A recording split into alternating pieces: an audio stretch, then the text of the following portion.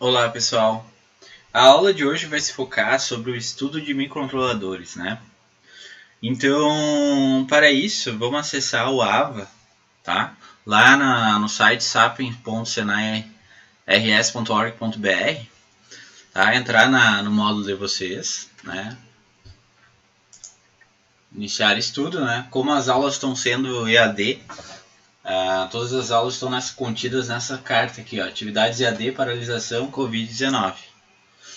Bom, aqui está o meu material da semana passada e também o material dos outros professores, né? Então a gente vai se focar nesse material, que é pesquisa com especificação de microcontroladores, né? Vocês vão fazer uma pesquisa de microcontroladores e depois vão especificar alguns microcontroladores para ser aplicado em alguns projetos que eu vou sugerir, tá? Então a gente vai trabalhar esse conteúdo a partir de 30 de março, que é segunda-feira, até quarta-feira, 1º de abril. E vocês vão ter que me entregar uma atividade, né? Atividade 1, especificação dos microcontroladores, né? Dia 1º de abril, tá? Então, o primeiro conteúdo que eu quero passar para vocês é a introdução aos microcontroladores. Vamos clicar. Eu vou visualizar, vocês podem baixar para ter um backup no computador, no celular de vocês, né? Então eu vou dar um zoom aqui. Aqui ficou bom. Tá? Então esse material do professor Luiz, né, ele trata-se de uma breve abordagem sobre a utilização de microcontroladores. Tá? Então as principais características que a gente pode enumerar no microcontrolador, né, é que ele é programável, né? Nessa altura do campeonato, vocês sabem que ele é programável porque a gente trabalha com atividades, né, práticas. Então, cada atividade eu peço para vocês realizarem uma programação diferente, né? Então, utilizando a mesma placa, né, a gente utiliza o Arduino Nano, né? Cabe salientar que o Arduino Nano ele tem um controlador que se chama Atmega 328P. Algumas versões eles possuem um microcontrolador que é o Atmega 168, tá? Mas o que a escola Senai disponibiliza para vocês é o 328P, tá? Ele tem um microcontrolador, esse Arduino Nano, tá? Que é da Atmel, que é a empresa que fabrica. Então, quando eu trabalho com Arduino Nano, né, ou com Arduino, a plataforma Arduino, eu trabalho diretamente com microcontroladores, tá? Então, eles são programáveis, né?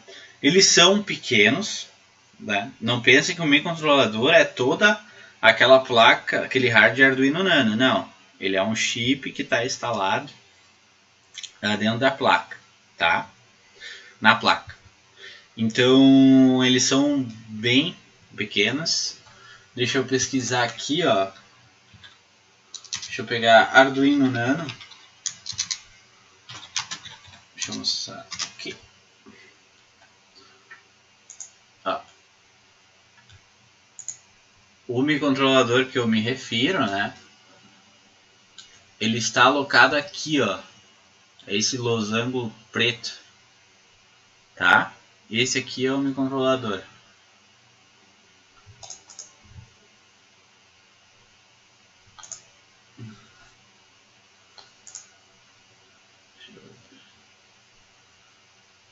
Aqui, ó. Aqui ficou melhor aqui se eu olhar o site do Arduino, né? Aqui ele diz o custo. Mas aqui está o losango preto. Esse aqui é o meu controlador, tá? Instalado na placa. Ele tem um baixo custo em relação às outras lógicas, né? Se eu pegar o meu controlador e comparar, por exemplo, com um chip de FPGA, tá? Vocês vão notar que ele é muito mais barato que uma FPGA, né? Sendo que o microcontrolador ele tem um baixo custo de energia, né? E esse mesmo exemplo de placas FPGAs consomem absurdamente mais energia do que um microcontrolador, tá? Então, as características dele então é um custo menor, um baixo consumo de energia, né? Também uma característica deles é que vocês precisam fazer um circuito, tá? Para dar suporte à instalação de sensores, atuadores, tá? Em outras palavras, né? Se eu pegar, por exemplo, o Arduino Nano, deixa eu voltar aqui a página que eu tava, né? Ele tem todo um circuito aqui, ó, aqui está o meu controlador, que tem um mini USB, né, para conectar com o computador. Mas se olhar atrás dele, vai ter um chip de gravação, né, para gravar um microcontrolador. O chip tem esse fim, né, de fazer a gravação, tá? Eu preciso ter ali, aqui eu coloquei LEDs, né? Mas olhando, aqui eu tenho um barramento de gravação também, ICSP. Mas eu tenho que ter todo um circuito, digamos assim, para instalar ele. Ele não é, o que eu quero dizer é o seguinte, ele não é instalado, eu só utilizo, por exemplo, o microcontrolador e ignoro o resto. Né? Eu preciso fazer um circuito para utilizar ele, para que ele seja útil, né? Para que ele seja tratável nesse nível que eu quero dizer, tá? Então é muito comum vocês desenvolverem um circuito que vai dar suporte a esse microcontrolador, né?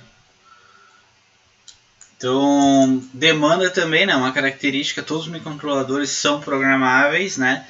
Então, como é que eu programo ele? Através de uma linguagem de programação, né? Aqui as mais utilizadas são Assembly e também a linguagem C, tá?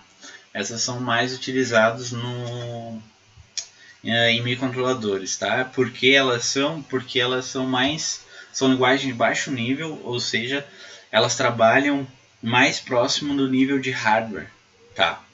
Então, linguagens mais alto nível não tem tanta eficiência, né, tanto um desempenho, digamos assim, como linguagens de baixo níveis. Então, o microcontrolador ele também não tem uma alta capacidade de processamento, como temos em microprocessadores, como os da Intel e assim por diante, que a gente vê em notebook, desktop, Raspberry. Então a gente tem que cuidar disso, por isso que se utiliza muito linguagem C e Assembly, né? Tá? Então eu utilizo o microcontrolador para fazer um sistema embarcado, tá? Então aqui ó, o professor Luiz ele pegou do Wikipedia, né, uma definição do que é um sistema embarcado, né? O sistema embarcado, o sistema embutido, é um sistema microprocessado no qual o computador é completamente capsulado, dedicado ao dispositivo ou sistema que ele controla. Tá? Então eu tenho um determinado sistema e esse sistema ele é muito específico, né? E eu instalo dentro do encapsulamento do microcontrolador. Tá, um exemplo. A gente desenvolveu recentemente uma IHM, né?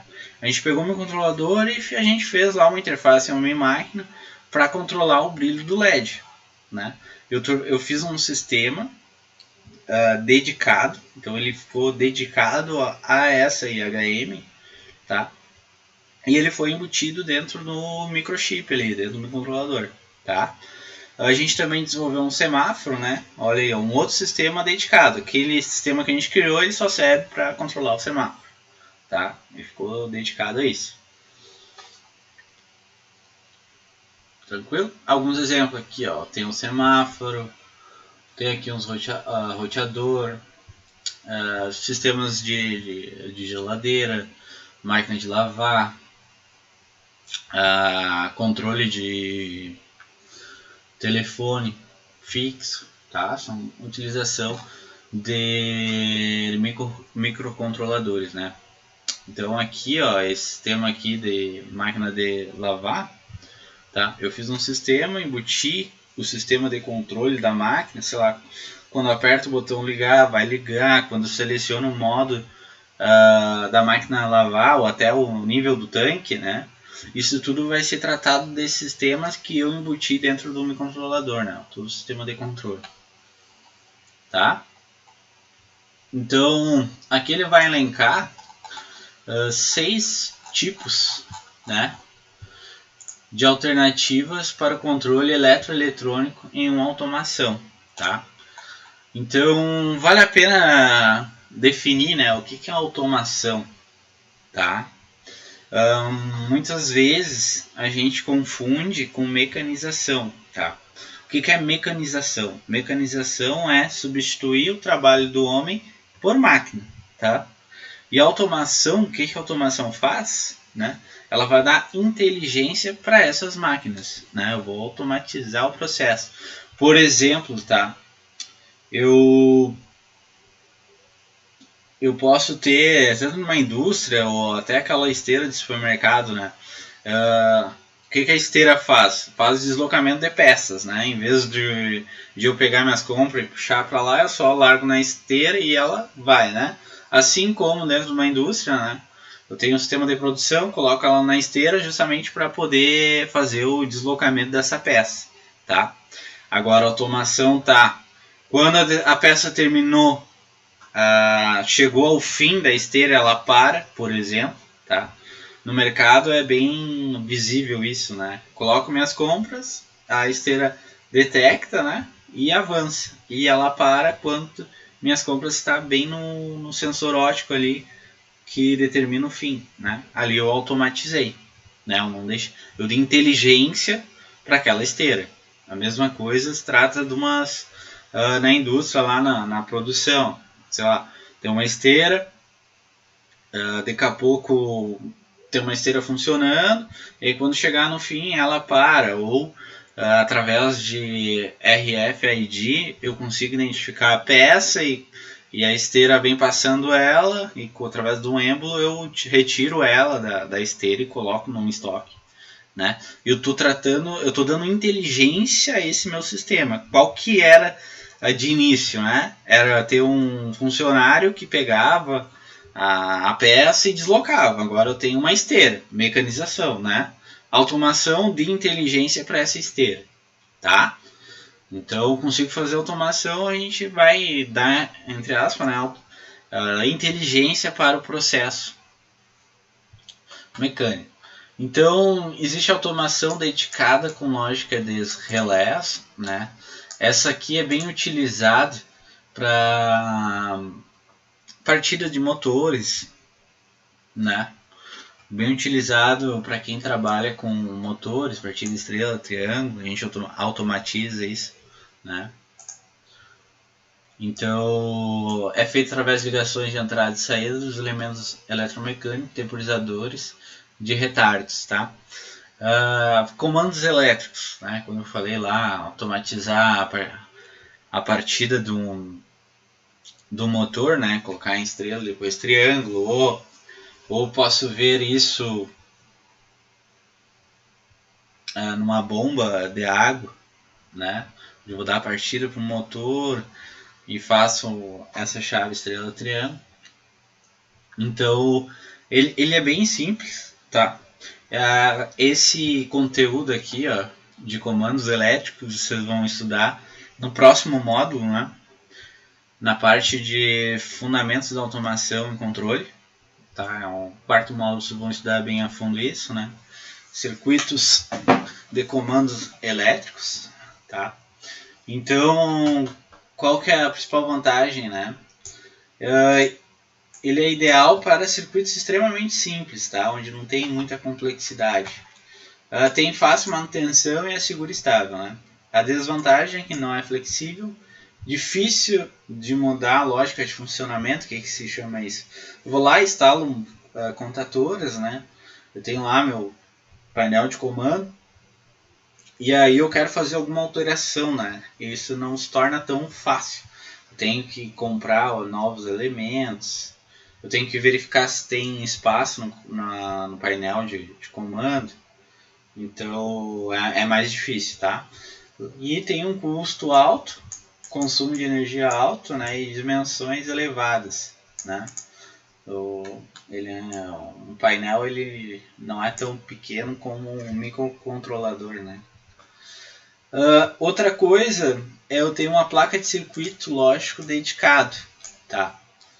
Um exemplo é que no curso de eletrônica, no módulo vocês desenvolveram lá um contador, né? Vocês apertaram um botão e aí ele contava, né? Então eu vou lá, pego um circuito integrado, um ou mais circuitos, né? E desenvolvo uma placa para aquele determinado fim, né? Então essa parte aqui ela não tem um microcontrolador, tá? Então vocês vão lá, colocam, puxem um CI, né? Eu quero fazer um pisca LED, por exemplo. Vocês vão lá e colocam o CI 555, capacitores, resistores, fazem toda a conexão e desenvolvem a placa lá do pisca LED. O LED fica piscando, né? Que nem vocês encontram, esse sistema vocês encontram lá em dispositivos de alarme residencial, né? Tu vê lá um LED piscando, né? Então vocês conseguem desenvolver com uma placa bem simples, às vezes é mais barato, né? Mas ela só faz isso, tá? Só pisca LED, eu não consigo ter uma flexibilidade, né? Então aqui, ó, usando componentes simples, os circuitos integrados não programáveis, a gente chama de circuitos de lógica fixa, tá? São circuitos integrados que nascem com um propósito e morrem com um propósito, né? Que nem o circuito 555, né? Um oscilador ou um temporizador, tá? Ele só serve para isso, tá? Não consigo lá fazer com que ele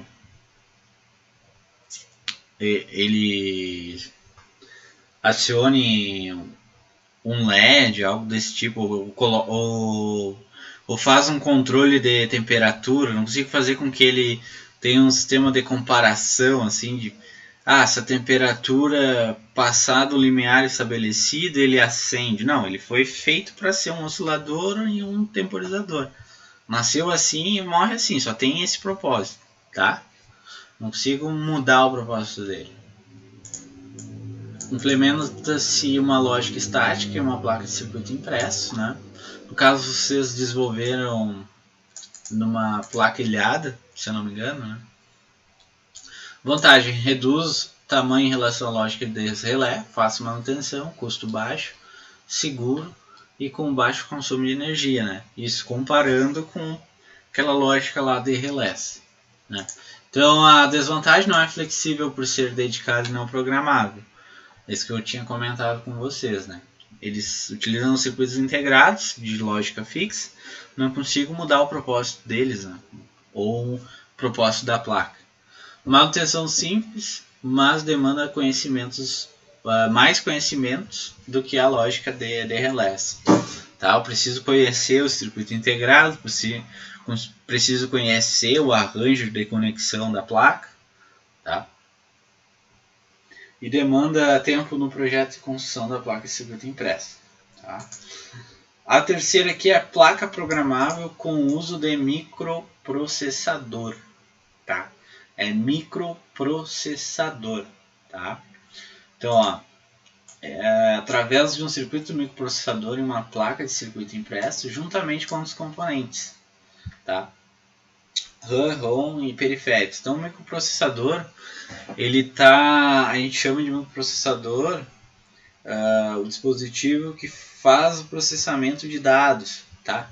Então estaria com o microprocessador instalado, por mais que existe como eu colocar outras funções dentro do chip, tá? Por exemplo, memória, conversores analógico digital e assim por diante. Só que quando eu coloco outras funções dentro de um chip, a gente não chama mais de microprocessador, e sim de microcontrolador, tá? Então, o microprocessador só serve para processar dados, tá? Então, eu consigo pegar o microprocessador, instalar no chip e colocar uma memória RAM externa, memória ROM externa, colocar conversores, timer, tudo fora do chip, tá? Então, isso é uma placa programável com microprocessador, tá? É diferente, por isso que eu estou chamando a atenção. A vantagem é flexível com baixo consumo de energia, desvantagem depende do software, manutenção um pouco mais complexa demandam um tempo para o projeto de construção da placa de circuito impresso, tá? Por ter mais recursos fora do chip, né? A gente tem uma área maior da placa. Então ela tem que ser uma placa muito maior, né? Do que uma placa utilizando microcontrolador, né? Então, placa programável com uso de microcontrolador, tá? Essa que a gente está utilizando nesse módulo. Então, usando o microcontrolador, pode-se obter a redução significativa do tamanho da placa de circuito impresso, tá? Utilizada na automação. O que significa isso, tá? Em vez de eu colocar lá um conversor analógico digital na placa de circuito impresso, o que é mais inteligente? Eu pegar toda essa lógica e colocar num chipzinho, né? Colocar esse microcontrolador também no chipzinho. Pegar uma memória e colocar no chipzinho, entendeu? Pego tudo esses componentes e coloco dentro de um chip. E tá, e como é que a gente vai nomear isso, né? É um microcontrolador. Essa que é a diferença de um microcontrolador para um microprocessador. O microcontrolador tem mais recursos dentro do chip que ele foi projetado, tá?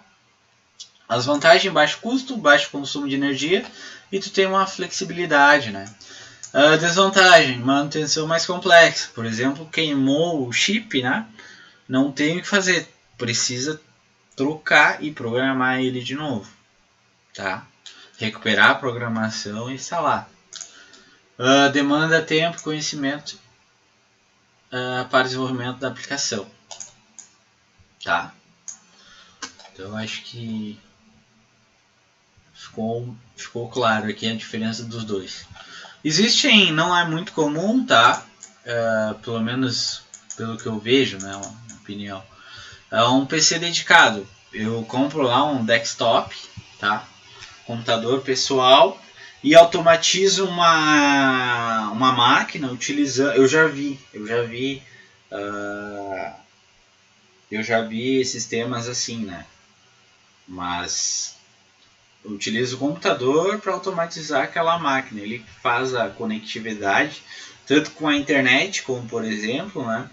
Como também para a máquina. Então usa-se o computador pessoal. Então não há um sistema mais dedicado. Eu vou lá na loja, compro lá o desktop e crio um software para controlar a máquina, né? E instalo ela. Ou computador modificado com características de computador pessoal, né? Também eu posso montar um computador, né? Especificado para o controle daquela máquina, tá? Ideal quando se objetiva a padronização, pode ser poder de processamento e conectividade, né? Então, quando eu quero ter um poder de processamento muito elevado, né? Os nossos computadores têm esse recurso, né? Comparando a um microprocessador e um microcontrolador, né? Os computadores pessoais têm um poder maior. Então, as vantagens: componentes facilmente encontrados, custo relativamente baixo, fácil manutenção e excelente performance, boa conectividade. Desvantagem: tamanho, consumo de energia acima do necessário, custo pode ficar mais elevado que soluções de microcontroladores, tá? Se eu não me recordo, ali na mecânica tem um torno com PC dedicado, tá? Ali na sala da CNC, tá? Então, pelo menos no meu contexto, né, eu não encontro muito, mas dependendo do contexto eles são bastante difusos, né? Voltei atrás do que eu falei, tá? Pensei aqui um pouco. Então esses aqui são largamente utilizados na indústria, que são os PLC ou CLP, tá? Controlador lógico programável, tá? São pequenas caixas programáveis, geralmente de linguagem simples e pouco complexas, tá? Vocês vão estudar isso no 4º módulo do curso de eletrônica, tá? Possivelmente professor Itamar, tá? As vantagens: padronização industrial, né? Se tornou bem difuso na indústria, para controlar, para fazer automação, né, em seus processos. Robustez para aplicação industrial, né? Ele é mais robusto, ou seja, ele não é tão suscetível a erros, né? Existem circuitos de redundância e assim por diante. Fácil manutenção e fácil programação, tá? Se programa ele através de ladder, a linguagem mais aplicada. Quais são as desvantagens? O custo é elevado, tá? O tamanho ele é grande, mais ou menos desse tamanho. Consumos de energia mais alto que o microcontrolador, menos flexível que o microcontrolador, tá? Lembrando que eu posso desenvolver esse PLC, o CLP, eu posso fazer esse dispositivo através de microcontroladores e microprocessadores, tá? Então, o que é o objetivo do CLP, né? Padronização industrial, né? É muito difuso na parte industrial. Ele tem uma fácil programação e também uma fácil manutenção, tá? Então aqui tem uns exercícios para vocês fazerem. Qual a mais indicada para cada uma das situações abaixo, né?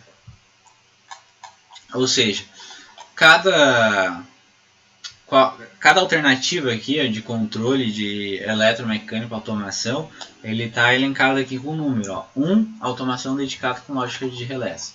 A 2, placa de circuito lógico dedicada. 3, placa programável, né, com microprocessador.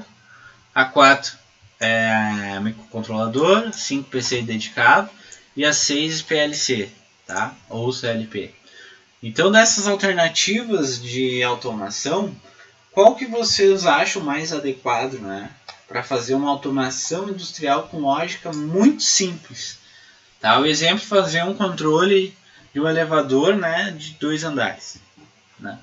Segundo lá, qual dessas lógicas ali que a gente explanou acima consegue fazer uma automação com restrição a tamanho, que necessita de alta performance? Exemplo.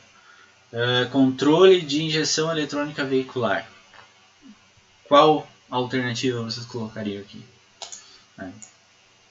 E a terceira aqui é automação com restrição de custo e tamanho. Exemplo, controlador de elevador de 10 andares. E a quarta é automação industrial padronizada, implementação rápida e fácil manutenção.